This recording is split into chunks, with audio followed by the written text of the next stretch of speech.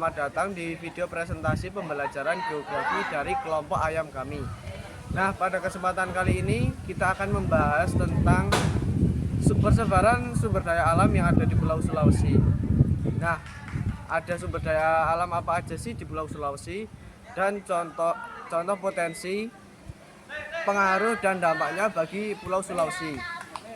Sebelumnya perkenalkan nama anggota dari kelompok kami. Saya sendiri Kafka Diandra Derabian, nomor presensi 16. Perkenalkan, nama saya Istina Fiatul Hasanah, nomor urut 15. Perkenalkan, nama saya Miratul Minah dari nomor absen 18. Perkenalkan, nama saya Selana Fizana Madani, nomor urut 29. Perkenalkan, nama saya Uswatun Hasanah, nomor urut 32. Apakah kalian tahu sumber daya alam tambang apa saja yang ada di Pulau Sulawesi? Nah, ini sumber daya alam tambang yang ada di Pulau Sulawesi.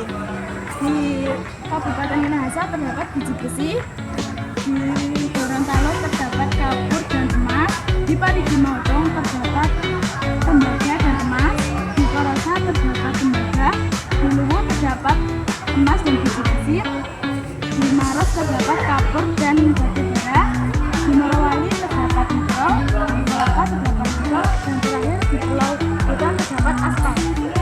Itulah persebaran sumber daya alam tambang yang ada di Pulau Sulawesi. Potensi sumber daya alam di Pulau Sulawesi Selatan adalah batu bara dan kapur. Sulawesi Tenggara yaitu aspal, nikel, dan emas. Gorontalo yaitu kapur dan emas. Sulawesi Barat yaitu emas dan biji besi. Sulawesi Tengah yaitu emas dan tembaga. Sulawesi Utara yaitu biji besi.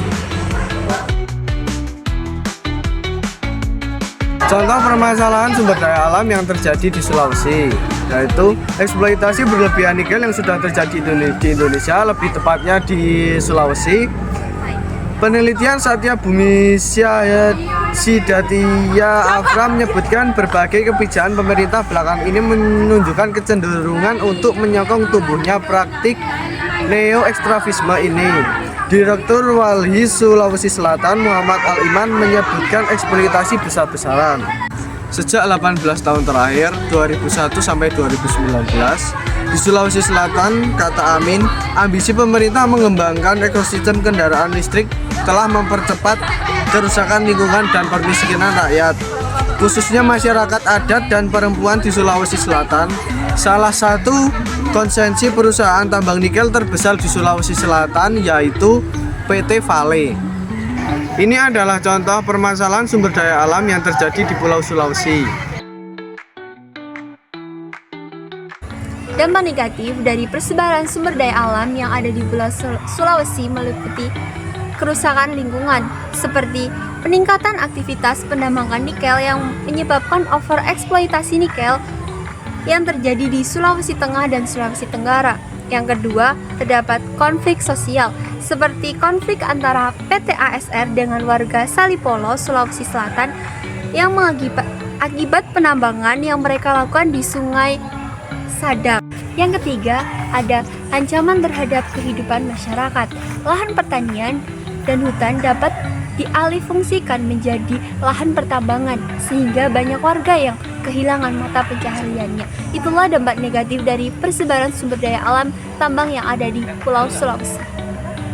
Dampak positif dari persebaran tambang di Pulau Sulawesi. Yang pertama, peningkatan ekonomi.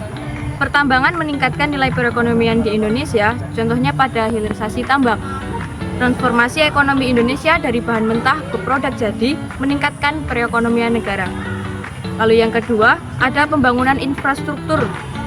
Misalnya masuknya perusahaan tambang dapat membantu pertambangan sarana dan prasarana yang memadai seperti fasilitas pendidikan, kesehatan, dan transportasi. Dan yang terakhir, ada peningkatan devisa negara. Contohnya, harga nikel yang diproyeksikan Bank Dunia menguat masing-masing 3% dan 6%, yang dapat meningkatkan devisa hasil ekspor sumber daya alam pada suatu negara. Akhirnya kita sampai di penghujung video ini. Semoga video ini tidak hanya menjadi informasi, tetapi juga memicu kesadaran kita tentang betapa pentingnya menjaga dan melestarikan kekayaan alam di Indonesia. Ingat, kekayaan alam di Indonesia hanyalah suatu titipan untuk generasi mendatang. Sekian dari video presentasi dari kelompok ayam kami. Wassalamualaikum warahmatullahi wabarakatuh.